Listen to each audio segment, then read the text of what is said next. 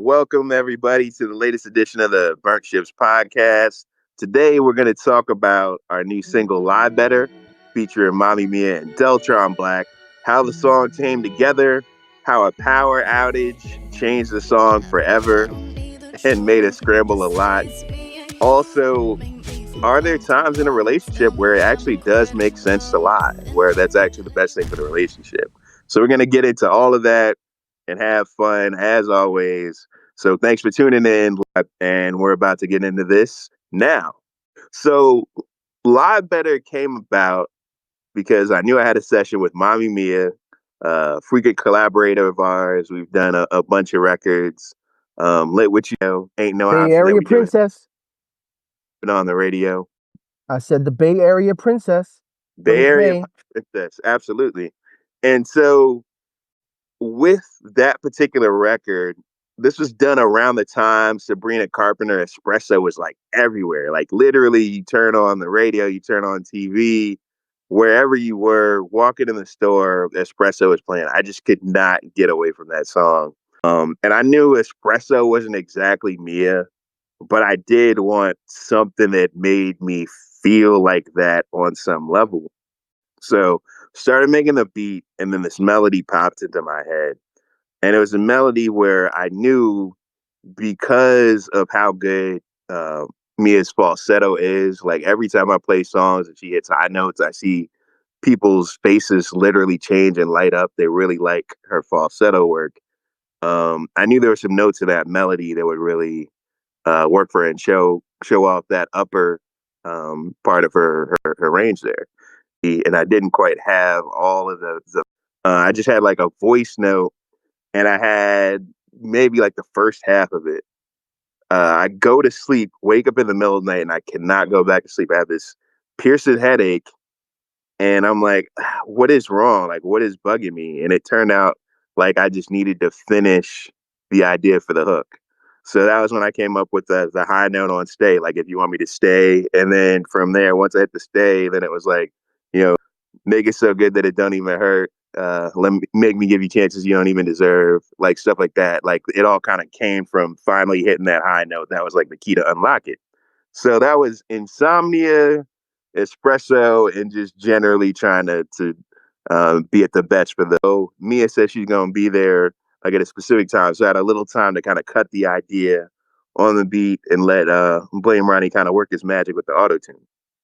But when I get in there, we're having power fluctuation problems. I don't know if it was a rolling blackout or what. So a couple times the power goes completely out. We restart. Unbeknownst to me, it changed the time code on the Pro Tools settings, right? So we go and import the track, and it turns out that the BPM is raised by 9, and the key was raised by I don't know how many steps, Gary. Was it like 3 or 4 or something like that? Like at least. And so I'm in there cutting this idea, and I'm all of a sudden like everything sounds brighter, but I'm hitting these notes that seem higher than when I cut the. This is this is getting into paid territory trying to hit these notes for them to be on key. So got through it, whatever. The hook and the concept is with Mia. She's always said that she doesn't like when things are too happy, right? So if you listen to a lot of our records, they're in the minor key because that typically isn't that happier setting, right? Major tends to be like the happier, for you music theory nerds, major tends to be the happier sounding set of keys. So with the hook, it couldn't be like a super happy lyric. So the Lie Better portion of it actually comes from a conversation I had with my second girlfriend in college, where essentially she was like, you don't really have to tell me the truth all the time. You really don't have to tell me the truth all the time. Like you can lie sometimes. Like it's okay. Like I give you permission to lie. Like I know you think you're doing the right thing by telling me the truth all the time, but sometimes you could just lie. Like I really would like you to lie more. And Wait, that who was saying that? You or her? kicked off the thing. She said that. Okay. And it was like a light bulb went on. And it's like sometimes a girl doesn't want the truth. She just wants her guy to lie better. You know what I'm saying? So you kept that in your back pocket Yes. for years, and then it was right there waiting for you when you needed it. Yeah. I mean, that's with a lot of things, because I'm always listening. I'm always thinking, And then Mhm. it's all right. This is the moment to deploy that idea. And that was how I came up with "Lie Better." It was actually a girl telling me that I just need to lie better. I didn't need to tell her the truth. Yeah. So I could tell you this now because it's out, but I wasn't even sure she was gonna pick the idea up. Like I always run stuff by Ronnie. I'm like, Ronnie, is this good enough to play for, or should I just not even? Yeah, because there's stuff that I've done, for her or other artists where I was like, I don't know. Yeah, I mean, like he'll tell me what it is, and he was like, nah, play it. Like I think it's a cool enough idea to play, Mhm. and I was like, look, we can change the words. This is just what I heard. And so she went in and she did the verse and the pre. And then we decided to do that stutter thing coming in. Like, I don't need the, because a lot of her style and different records that we've done together, she'll repeat different words, even starting on the Love Me Down song on one of her earlier albums that I co produced with Willis on. She came in and she connected with the idea. We knocked it out really fast, and then we were just kind of talking about whether or not Deltron should be on the second verse just to give the male perspective and make it a little more fun because I knew I was going to work with Deltron that same weekend. And it ended up we finished that session there the next day. Like Mia came through, Deltron wrote the verse in front of her, cut it, and then Mia did the ad libs in the background of the verse. Everybody was really happy about it. But we noticed when we went back in on it, when we loaded it back up, it was slower. Everything was slower. The BPM was lower. The tone was lower. And we were trying to figure out what the heck happened. It took us probably a day and a half to figure out that it was the power outage that had sped everything up, but it actually sounded better sped up and it sounded better higher. So that became the scramble of me and Ronnie and ultimately you, Gary, helping to tune things up and adjust things after the fact, just so that the original tone of when we cut it and the original speed matched what the power outage made us do. So that's how a power outage switched up Live Better, made it faster, brighter, higher, Yeah. everything you love, partially due to a power outage, which, they always say leave room for the universe to work on the record. And that was definitely one of those scenarios. I love that. I love that. And I love the concept. I mean, when I first heard it, mm, it has elements, I mean, totally different song, but it has a similar concept to me as the John Cougar Mellencamp song "Hurt So Good," right? Because that's kind of one of the lines in there is like make it so good that it don't even hurt. right. And I think anytime you can go to the well from a songwriting perspective and sort of make these allusions to these classic tunes, like Mm, the Beatles also, like lyrically, like it's been a hard day's night. And mm, so we as you were able to do this in a pop R&B context, which is really cool. And then I'm going to pay you another compliment because it's been so, there's always this lag between when we work on songs and they're finally shared with the world. yeah. I had forgotten that you had written the melody because you Mm, had done such a good job of writing for a specific person, knowing their range and what works for them, that I had. And when you play something just away from the mm, beat and you're just playing it on keys and I'm figuring out the chords after not having, listened to the song like that in a, since we were working on it. And I was yeah. that at the end of my version, I was like in thought. I was like, man, this is I was like, Mommy Mia, what a melody. Like this really is a Well, song in and of itself. And then you're reminding me that was your original hook. And so yeah, just the hook. We got to give me no, no, I know that, but I meant I was free. specifically like obviously the verse melody is fire too. Yeah, But it was at the end of the hook, like but yeah, I mean, it just as a songwriter and producer to be able to write for somebody else's style and voice is not easy to do, and you so kudos, man. Shout out to Nan. And they both brought yeah, the verses. yeah. I am pleasantly surprised, and I say that in a, like, obviously I believed in the record, etc. But it actually shot up to being like our most played song pretty quickly when this got released. And this is without, or two of this record being out. And, like, unofficially, we might do a little dent in the numbers, of course, but, or throwing likes to me or responding in terms of like they want to see a video in addition to the Mia fans, of course, because, yeah, obviously Mia is such a big part of the record, performance wise.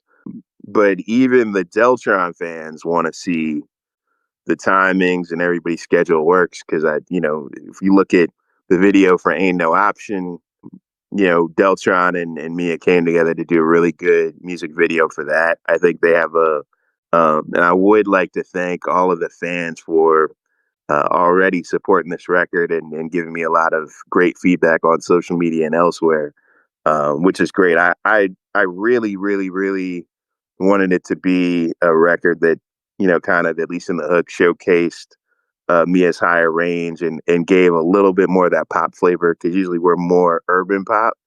And I know we have the 808 going ignorant on that, at least to keep the urban portion there. But this is probably the poppiest record that I've done with Mia and deviation from happiness that it worked for her.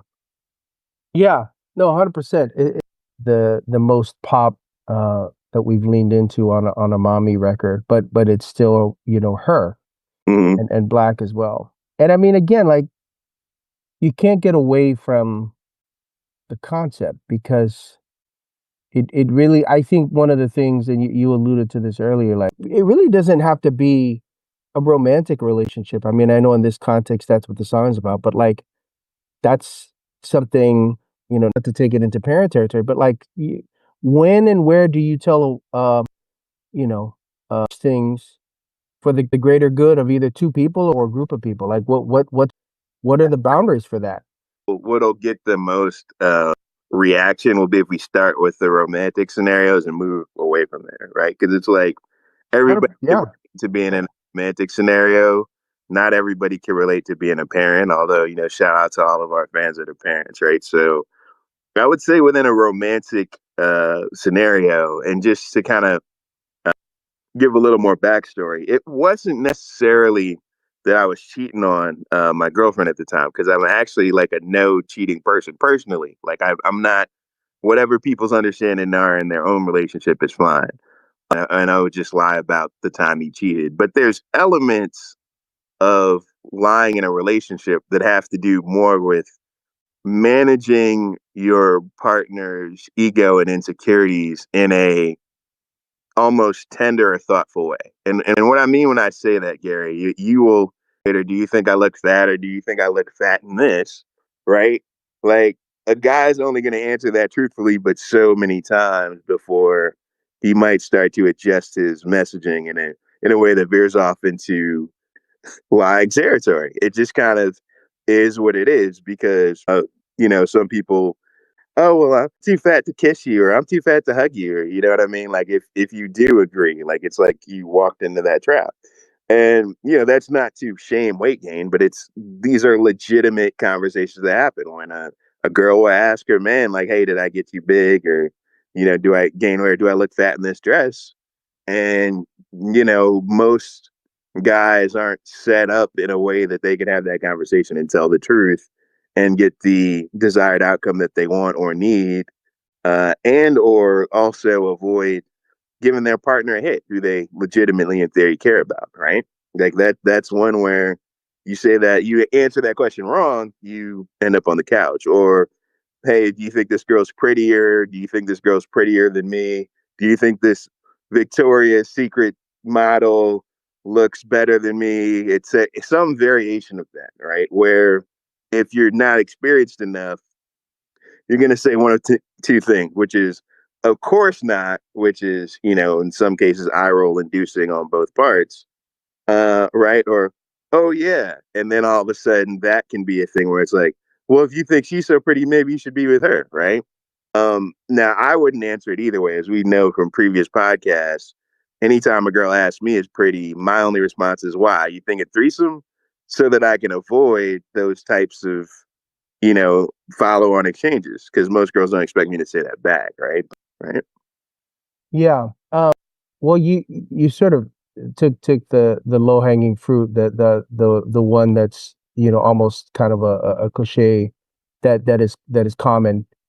I I think for and maybe this is maybe I'm trying to think in the moment and respond off the top of my head. I think anything to do with family Hmm. is an easy one. Like, do you like my mom, or do you like my mom? What do you think of my Right. Yeah. dad? Like, Yeah. I think those are if you're in if you're in a relationship that has reached that point, that's sort of one of the obvious sort of logical ones that leads to a lot of either discussion or conflict, depending on how you answer that, and what your how you deal with how you manage the other people. I mean, and then obviously by extension, like my friends, like, what do you like my best friend, or do you Yeah. like, I think anytime you're put in a position to make an evaluation about somebody that's close to that person, your partners,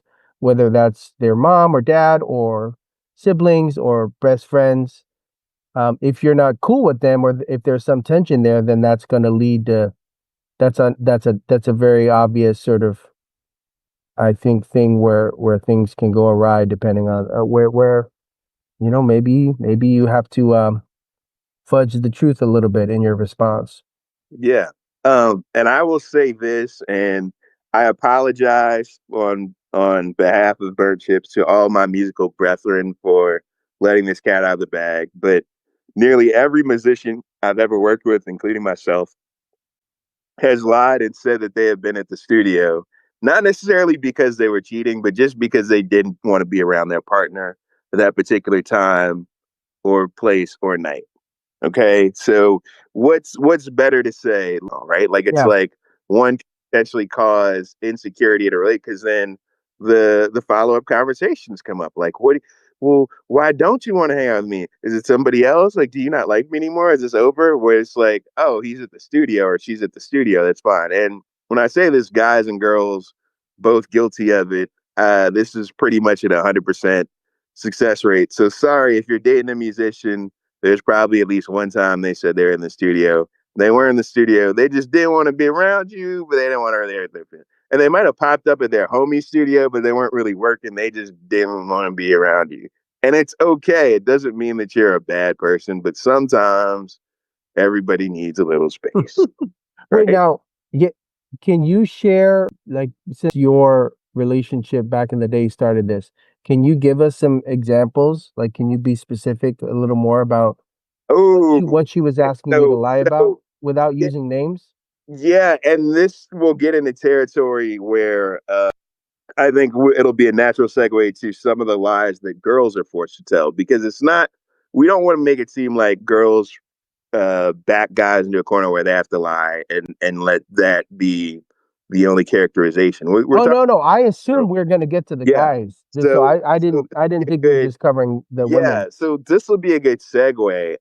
We were young and in college, and we were asking each other questions that we wanted to know, but we didn't really want to know, right? And so there comes a certain time in most long term relationships where in intimate moments, you might not be 100% present and 100% focused on the other person.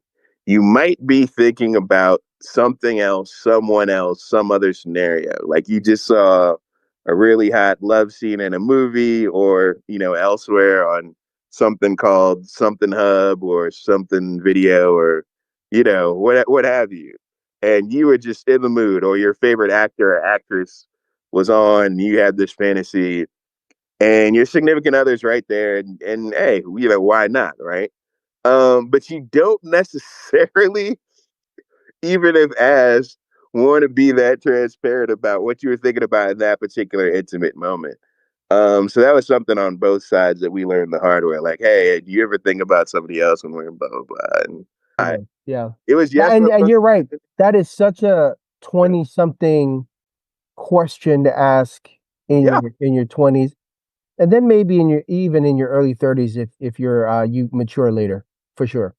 yeah, and it's one of those things where like I'm sorry, but and this is of course not your relationship, Gary. We know your relationship is perfect. But for most people, Yes, but we've never. but for most people, if you had the sex with the same person for more than a year, at some point some other fantasy is kicked in. I'm sorry, that's just human nature, and it doesn't make you a bad person. It doesn't mean your partner's not attractive. It just means, like if you have, when you were a kid and there were the periodic pizza parties, you loved it.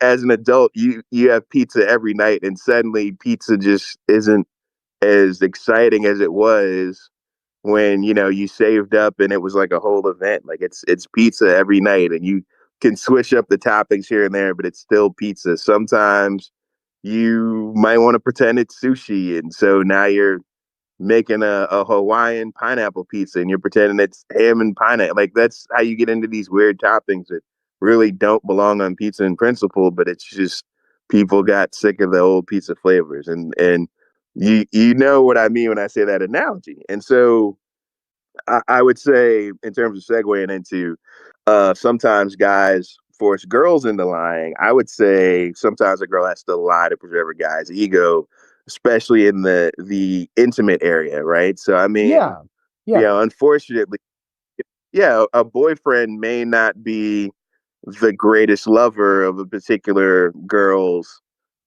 dating history. That doesn't mean she loves him any less, but he's not necessarily going to want to hear about, the guy that she hooked up with in Europe that could go all night and knew all these wild experimental things and had all these toys that nobody's ever heard of, and she could be free with him because she never thought she was going to see him again.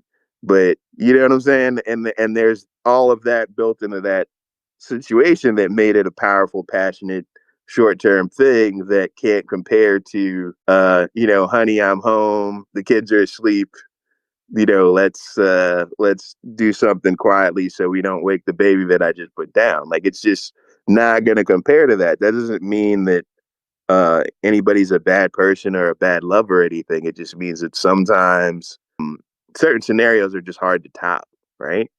But you don't necessarily want a wife to say, "Oh, honey, you're probably somewhere in the top 10. You didn't make Mount Rushmore, but I love you no matter what." Like right, most guys don't want to hear that. Like that. Most guys' ego can't. right, Most guys can't take not being on the Mount Rushmore, or even the size thing, right? Like I would say, in a perfect world, guys wouldn't be worried about that, but there's some guys who have legitimate concerns, right? Like I think below a certain size, yes, there's certain challenges with being able to satisfy, but in general, average guy size or whatever, like if you're an average size guy, chances are, just by definition, your girl has had somebody bigger, right? right. But you don't necessarily want to hear that, right? Like it just kind of is what it is, and she doesn't necessarily want to feed that insecurity to where you're in your head and it's ruining the experience and making it awkward for both of you. So I'd say there's Mm. definitely scenarios where girls are forced to lie too, or depend. Yeah, well, I mean, to your But point. Sorry, I didn't mean to interrupt, but you're I'm bouncing off your. I mean, it's interesting.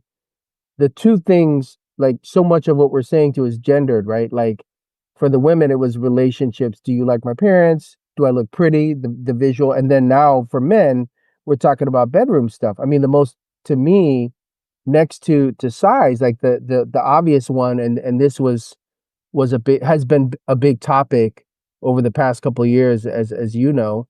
But it's Mhm. body count, right? Like that's been a big thing in the manosphere. It's been a big thing online Yeah. over the past couple of years, and that's a very obvious thing that women are often forced to lie about if they have anything, more than two or three or whatever the baseline is that is in vogue in the moment, right? Well, whatever's and so I think, yeah, 100% there are women are forced to lie about things in specific ways.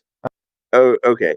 So this gets into a minor ethics concern for me. So I think it's one thing to lie and say, "Oh no, honey, you're the best in bed," or you're the biggest I've had or whatever to kind of shield your partner's ego. Yeah. And it's another thing to say, "Oh no, baby, you were my first." And meanwhile, there's like 20 guys with videos and personal videos, and you're going to go to that college reunion and somebody's going to let something slip in a drunken moment, and now it's just awkward for both of you. Like I right, like there's no way to quantify for a particular girl, short of somebody with measuring tape, like this guy's the biggest, or she could always lie and say, "No, you were my best," and nobody's going to be able to check on that. The problem with going to these reunions now, and in the age of social media and clout chasing, the likelihood of everybody keeping the secret about who hooked up with who,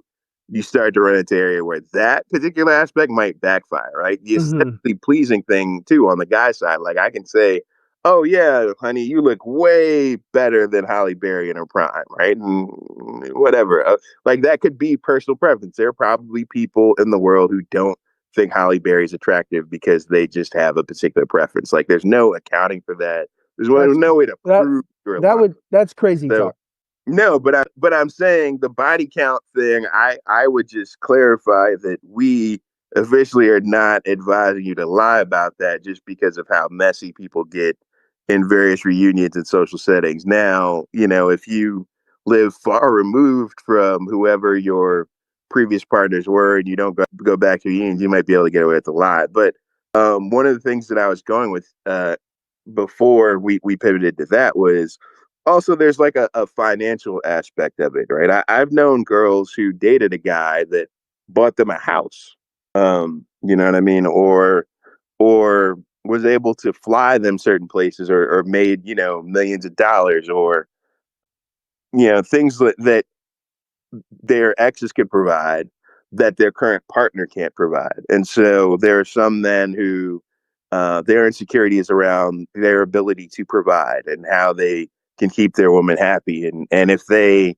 had to know deep down that the previous ex bought her that new BMW, or bought her that house she's living in, or took her to the ESPYs and the Oscars and the Grammys and Cannes Film Festival, all expenses paid, and didn't miss the money, that can get into territory where a guy also feels threatened, and so some girls might not want to let drop who bought what, or if they had a sugar daddy history or whatever the scenario might be, Mm. because a guy might feel insecure about his ability to provide for his woman, because a guy satisfied his woman in a different way at a different level than he's able to non-sexually. We're just talking about in terms of to provide, because a lot of times men want to provide for their women, want to be thought of as a provider, want to be thought of as the go-to guy in these times. And so I would say that's one thing where sometimes women have told me that, yeah, I can't ever let this guy know that my ex bought me a house, or my ex bought me this or that, because Hmm. he knows Yeah. this and I love him and I don't love him any less for that. Obviously, I'd still be with the guy if that's all that mattered to me. But he's going to think it's a whole thing that he has to compete with a guy that I dumped, and I don't need him to buy me another house, right? So that's another scenario where either, if you want to call a lie of omission or whatever, or like, "Oh, I've never, you know, had a guy take care of me like this," is kind of true. Yeah. You know what I'm saying? Right. Go I ahead. guess I'm kind of like a I'm not a I only took a couple of semesters of philosophy, so I don't remember all the technical terms. Not that it matters, but like I guess I'm sort of a utilitarian when it comes to this. I in general my baseline is it's just easier to tell the truth. And so, whether Always, it's always. well, but I'm gonna get there. Like I'm saying, by and large, things are easier if you tell the truth. So to use the two recent examples we've been talking about, Mm, an ex buying a house or body count, right? mm, The reason I think the body count as an example is interesting is because I wasn't necessarily saying that somebody should lie about their body count. I right. was merely using that as an example of Absolutely. a common situation. Yeah. And the reason, so the scenario you laid out, the hypothetical, there's a version of that where it can backfire. And then there's also the reason the reason that women feel the need when they do fudge the numbers, fudge the count, is because Right. a lot of men are unable to live with those with a higher body count, and Right. that's just the way it is. That's not right because men aren't held to the same standard. And in the same by Oh, the same token, like it's not right. Like a woman should just be able to say like, yeah, this person, my ex bought me this house, but that's over with, and I'm with you now. Like that, theoretically, you should be able to say that. But what you're pointing to is the fact that right. in both those instances, that isn't always possible. So then the question becomes, Mhm. when and where do you make those situational choices to fudge? And Right. what I'm saying is, I have a like I'm not the kind of person that would make a blanket statements like you should I always want to, and you know this about me, like whenever you bring something up or we're talking about anything, I'm always like, oh, well, give me some more details, like what's the situation? And I think Yeah. that's how I look at whether it's Right. body count or like it may be that the best, happiest route for everybody is to not tell the dude that your ex bought that. It may be that could be a there's you could and it Yeah. may be that if you slept with seven people, you telling this person you slept with two or three is the way to like cement the closeness and then eventually you get there, or maybe you don't. I don't know. Right. So like Right. I don't have any like hard and fast rules around morality about this I, or the ethics of it. Like I just think everything is situational. no, I got you, and I can tell you what I think the equivalent is for a guy, right? Because we talk about body count for a woman with the understanding that again and again we're speaking in generalities, right? Yes. I know that some guys are into porn stars or women with high body counts, et cetera, et cetera. We're talking about in generalities. In generalities, the lower a girl's body count, the more she's thought of to be quote unquote white wife material. In the same way that the more a guy earns or can provide, he's thought of to be quote unquote husband material. So there Right. are guys who actively In broad strokes. Yeah. what they can afford, what they own, what Yeah. they make, etc., in the hopes of getting a better mate than they would normally get. So yes, there's actively guys out there. We've all seen it that take photos in homes they don't own in front of cars that they'll never It's own, so weird, man. et cetera, et The way, cetera. yeah. Well, I yes, but it all, and this is what makes it interesting, right? Like, because I think on some level, fundamentally, I think it's human nature to try to maximize the quality of partner that you can get, whether it's short term or long term, right? And then the question becomes, where does that maximization meet with your ethical line, right? So for some people, maybe I buy a table with my buddies at this club so that I look like I am of higher social status, but I can't afford to buy a table every night. It's just this night I happen to be at a table and they see me at a table, so they think I'm somebody, blah, blah, blah. Or if I take a Mhm. picture with this person at the table because my buddy knows this person, right? It's kind of like, even when we're at music conferences or when we're in studios with certain bigger names and we're taking selfies with them and taking video with them or whatever. Yo, it's like, look, I have plenty of footage of me in the studio with Rico Love that I haven't posted just because the context of, like, I know what the context of it is, you know what I mean? But it's like I want to present it in a way where it doesn't look like I'm overselling the situation, you know what I mean? But that's why I said But it's for some weird people, when people do the thing that you were yeah. saying. I think Well, it's weird to take pictures in a house to try and pretend that well, it's your house. but see, this is where it can start to get fun, right? Like, then what do we say about, for instance, makeup on a guy or a girl? What do we say, for instance, about plastic surgery on a guy or a girl in terms of like the looks maxing, or because we know both men and women have had plastic surgery, both men and women have put on makeup to make Right. them better. It's like you don't look like that when you get out of the shower. You Yeah. you know what I mean? Or you weren't born with those facial features. You look like that now. You look smacks. Is that lying, or is that I don't think it's the repackaging? so that's a great point, and I agree with you. So I think you can separate the two. So in another Mhm. way of saying what I think you're saying is, and tell me if this is wrong, but Hmm. Another way of saying what you're saying is everything is a performance. So we present a public facing version of ourselves that is not quite the one that lies down at night and puts the head on the pillow and goes to sleep. So that to me is uncontroversial.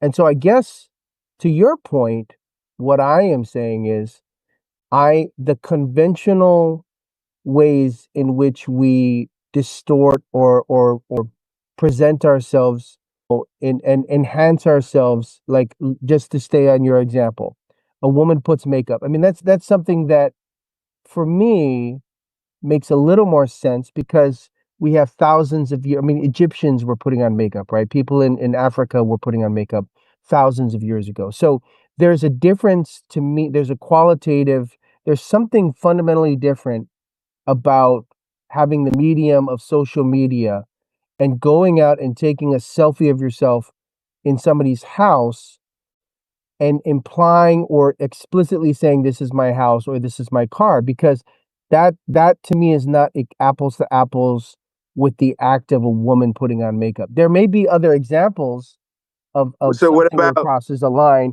But to me, makeup is not one of those. You're saying that this is a thing. A house is a that's concrete object that you can either own outright or take. Like you're implying all these things about yourselves that is a huge gap between somebody putting on thicker eyebrows.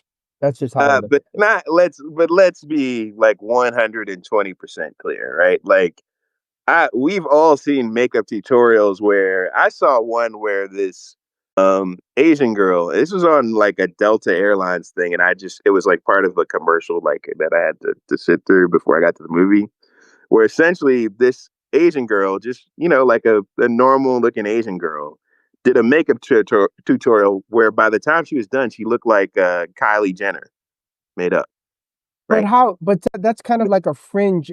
Like most What people are not applying makeup in that way. Well, no, let's not say that either. What I would say is that makeup culture and makeup tutorials, the stuff that the pros used to do, is now more widely available to where everybody can pull it off. Because I had never heard of this girl before, never heard of her since. She was just the normal, average Asian girl who was passionate about doing travel blogs and makeup. And in this scenario, I was just forced to sit through a makeup tutorial. And so what I'm saying is that if this, you know, non-famous influencer could do all of this with stuff that she could buy at home. This was not a trained makeup professional like they have at the Oscars where somebody does the whole thing. And she was able to completely change her appearance to look like somebody else. And I mean, we've even seen TikToks where there are 40 to 50-year-old women who are able to put different fillers and masks and Yeah, like that to look like a 20-year-old, and it starts to blow your mind. So the question becomes, if I think you're assuming that it's like it was when we were younger, and it's not that anymore. It's way more advanced. And so the yeah, question be, and that's before you get into all of these filters and photoshops and everything yeah. that's deployed. I think you're thinking of of somebody puts on lipstick and a little blush and a little eyeliner for their prom back in the 90s. That ain't what we're talking about, man. This is so much more I advanced. So in the scenario that you've expanded on and laid out, I Yeah. think again everything's situational. So if what you're saying is two, there's two worlds, broadly right now, right? There's online and then there's IRL in real life. Mm, So what I would say is there's still, I guess at the end of the day, I'll acknowledge this. If this is just on the internet and somebody's um posing in a house in a car, there is a sort of mundane aspect to it where it's just like, who cares? right. So I guess in my head when we talk about that, I think where I was going with it was connecting it to the real world. So if somebody is on, Bumble or something and is actively putting on makeup and presenting, like if an Asian person was making herself look like Jenner, or an older person was making themselves look like they were 20 and they were in the dating pool and they were going out and then engaging in relationships under this. you know, disguise basically, and then causing whatever amount of confusion or then that has some actual meat and moral implications in the same way that if a guy was lying about his net worth and using that to get women, but then taking advantage of that situation of them materially, using the basis of these, then it's something else. So yes, if you're just if at the end of the day, if something is just something you're doing as an influencer, it does also, I think, just blend into the woodwork and everybody's doing it. But I think at the end of the day, Mhm. we have to connect it to an actual thing that's happening. Like, not to bring up Monte Teo, right? But like that's a good example of somebody catfishing, right? Like that's the most famous instance that Right. pops up in my head. That was what, 10, 12 years ago, whenever that was. So like that guy, that guy's like Right. career and They life was show was that. affected. What's that? No, I was about to say, and they have a whole show dedicated to catfishes Yeah, now. yeah, yeah, right. And the same, I don't know Oh, the shows, but all sorts of women yeah. have been wealthy widowers or just people with means, upper middle class women have been defrauded by people that were pretending to be by men who were pretending to be. So yeah, that I guess that's where I draw the line is the IRL aspect of it. When this stuff spills over materially into people's lives, yeah, then it's a bad thing. You know. I think that's what's fascinating about this because I think and again like lie better it's at heart a fun song, right? Like it's meant to be a fun playful song at it, but the truth behind it is when we come to some of these interpersonal relationships, sometimes we prefer the lie, or sometimes we Yeah. necessarily prefer the lie, Hmm. but deep down we know that even if they're lying, it's better than if they told the truth, right? Like it's like Right, deep right, right. down, the girl doesn't want to hear that she's fat, even if she's fat, right? And deep down, she doesn't want to hear that you think the Sports Illustrated swimsuit Right. model runs circles around her, even if it's true, right? Right. And the guy wants to believe that, He's the best, yeah, he's the the best best lover and he's got the part. biggest, and he's got the best car and the best job. But it's interesting. You said from the outset, like we would start romantic and then we would expand it, just what we've done. But Yeah, like just to read the first verse of the song, right? I don't need the truth. Just say it's me and you. Make me feel comfortable. Tell me I'm incredible.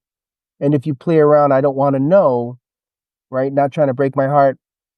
To me, like that's what makes elevates this song. Not to get too deep about it, but like hmm, I just think of the Matrix and the scene with Cypher and the steak, right?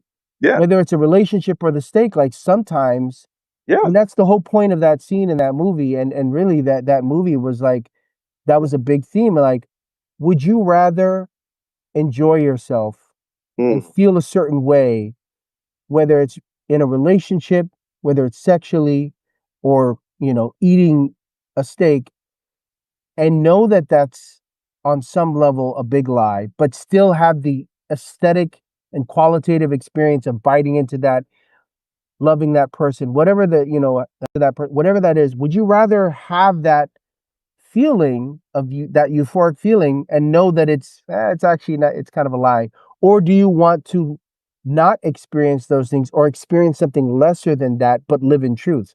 And that is fascinating. yeah. That's a fascinating thing that a lot of relationships boil down to at the end of the day. Yeah, and I think part of it is, maintaining.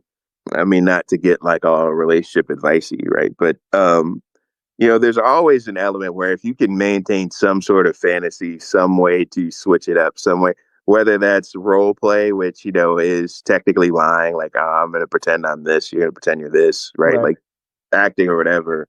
All the way down to like, hey, I don't necessarily want to know what you do when you go to the bathroom, or you know what I mean, like I don't want to ruin the fantasy, you know what I mean, or something simple as that, or for me, because we know I'm a serial, what's the word, I guess I'm a serial hookup artist, right? I haven't really settled down since college.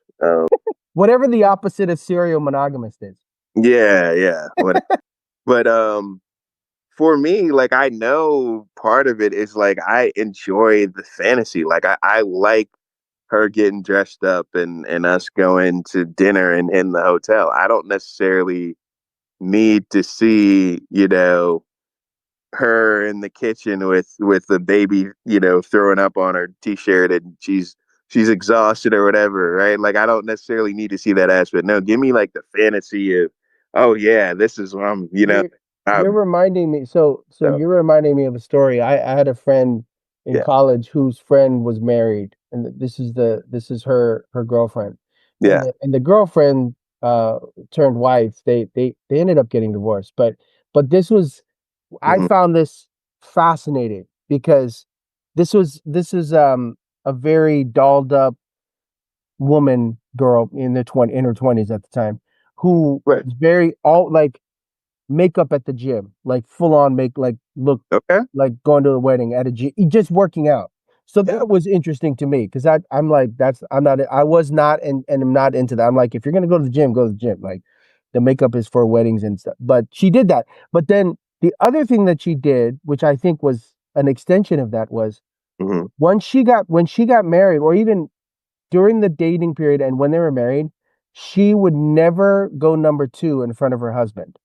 She yeah, would she would wait for him to leave the house every day and then sometimes would just like push him out. It's like, please leave. This is hey, after she's already woken up early and put on all the makeup. But I she was so well, I guess maybe this is maybe you like this. I found it odd at the time.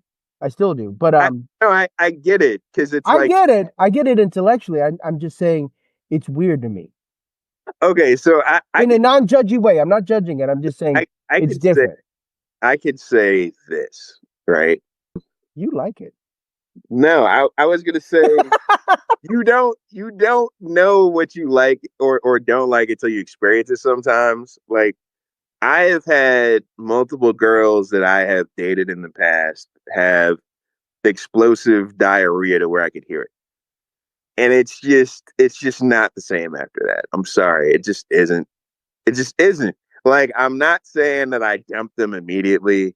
It's just like you just know that like whatever little fantasy you had, it's just gone. And it's another phase of the relation. Oh But my God. you hear that too many times, it just like the explosive and the grunts and everything, and it's Oh my gosh. it's All right. Well, like it's just all you right. So what you're saying is this friend at the time, on some because level, you're like, you know what? Respect for you for knowing yourself and knowing, your boundaries. Good on you. because look, like, and on the other side, like I've told, women that I've dated, like, hey, look, I have a stomach bug.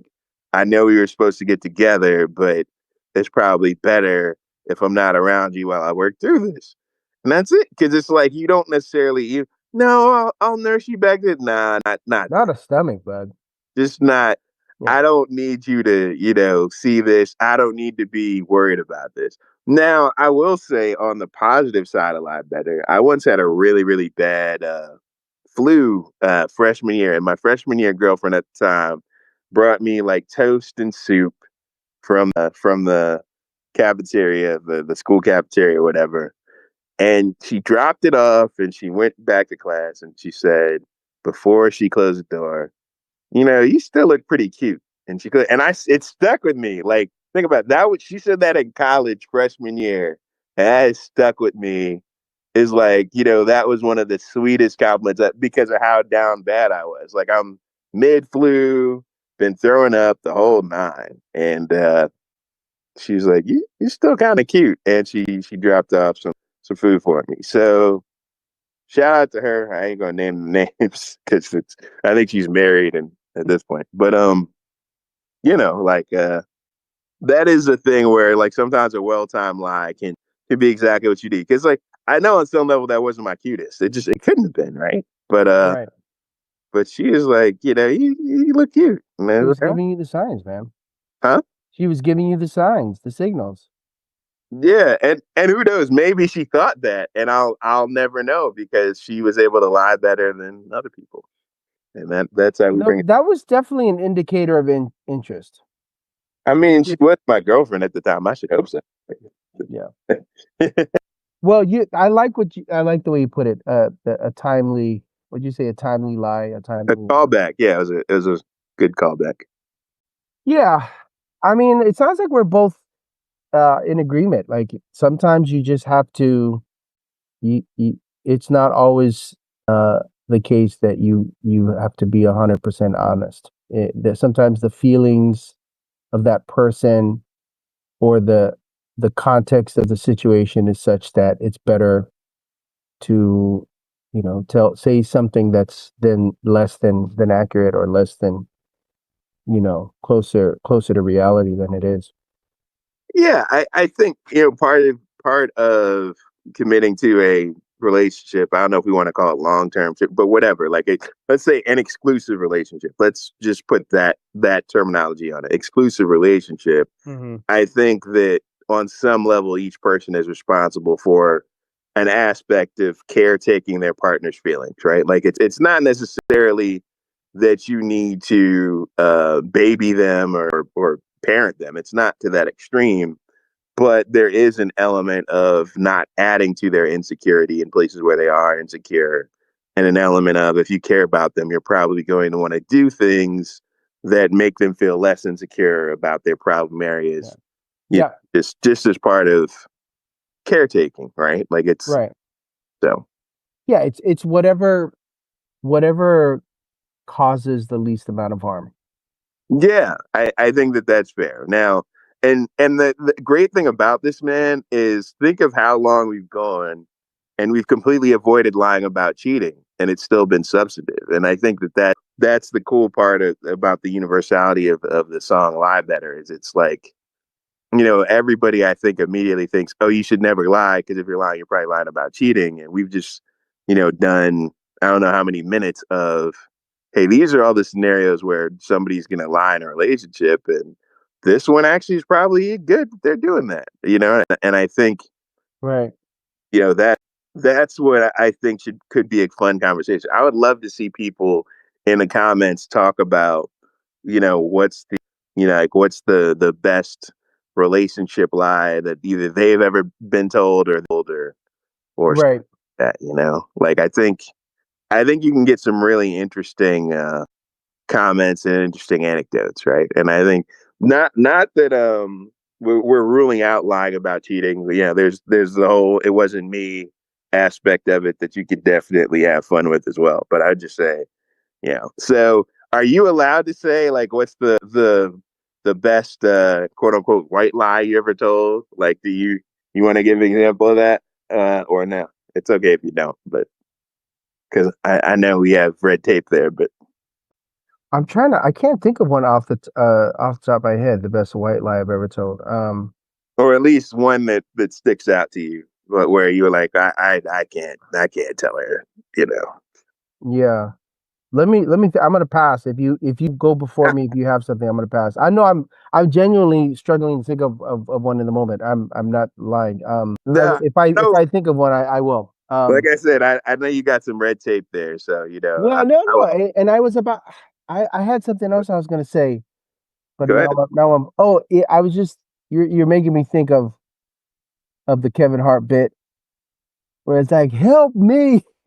It's like where he comes home and he's like his wife at the time was like where were you? It's like I was with the homie, and then he's like you and to call him right now, call him right now, and then Mm, he calls the guy, and the guy does the guy totally blanks and then spills the beans unintentionally in front of the wife on the phone with him. Anyway, it's yeah. funny. It never works when I try and tell a comedic bit. What No, that's the thing where you have to you have to work that out with the homie beforehand. Like it Well, can't and it that's all. can't No, that's what he was saying. That's the part where Kevin's like it's like my bullshit is your bullshit, and your bullshit is my bullshit. right. He's like You just gotta work it out. the red lights are flashing. You just Anyway, gotta give somebody a heads up. Like and this isn't me putting blame Ronnie on blast in any particular. But we've had those conversations where it's like, look, if I'm supposed to cover for you, I need to know before I get the call. Like it shouldn't be because I don't know what the lie is if I just get a call from a girl like, so was so and so with you last night? Like, if I don't know what the script is, like I'm not ready for the follow up question. So even if I say yeah, and you were at so and so and so, like how do I know she's not asking the question to trip me up? Right? Mhm. Like that's why I need that story completely straight. Right, right. But one of the funny things was I told him because his name is Blame Ronnie. I was like, look, man, I blamed you one time. Like, there's this one girl. I was sick of her that week. I wasn't sick of her for life. I just did not want to deal with her at that moment in time. And I was like, hey, look, the studio session going a little late. Like Ronnie, we got to work on blah blah blah. Like, I can't get there. I'm sorry. You know what I mean? And so I was like, look, I blamed you one time because it was in the name. That was my one, man. So I definitely have lied and said studio time went a little long just because I didn't want to see somebody. So we've all been there, but it's better than me saying, look, I'm just sick of your shit this week. You're like, Yeah, yeah. yeah, Um, let me let me share this real quick. Let's try this. I found the clip that I was talking about. you're using Kevin Hart to cover. He's from Philly. It's close. You about to copyright strike us, man. I'm gonna. Well, this is an experiment. About to copyright strike us. I know. I'll figure it out. I'll figure it out. Right. I shouldn't have to ask you about me. I shouldn't have to ask your permission for me to put you in my life. You know why? Because you're my best fucking friend, bitch. That's your job. The day that we sign up, the day that we best friends, that means that my bullshit is your bullshit. And your bullshit is my bullshit. If you're my real best friend, you should know that I need you to lie to me by the look on my face. If I'm looking at you and I'm not blinking, if I'm like this, besides, that means the bitch got to drop on us. I'm back against the wall. It's not a test. It's the real deal. Help me. Help me. Help me. My friend Harry ignored all signs. Okay? Let me tell you how shit hit the fan. Tell you how shit hit the fan. I come in the house, right? Come in the house like 4 in the morning. Drunk people. Drunk shit. I have no balance. I'm all over the place. Rock back and forth. As soon as I walk in the house, she wakes up. She goes off. You know what? Sick of this. I know you're probably out with some bitch. You was probably messing with some bitch. Now I'm drunk. I don't want to respond because I don't have any balance. I'm rocking back and forth. You don't look believable when you rock back and forth. So I had to choose a stance, which I look believable. So I chose this. I said, let me tell you something. Listen to me. Ain't nobody with no bitch. Okay, you're wrong. Matter of fact, to prove you wrong, I'm on Harry. Harry not expecting me to fall right now. So Harry don't have no reason to lie. And put it on speakerphone. About to make you feel stupid. Watch this. Watch how fucking stupid you feel. Watch. Watch this. Harry. Harry. Real quick. Don't lie. Let's stop right there. Let's just stop right there. What does that mean? What does that mean, people?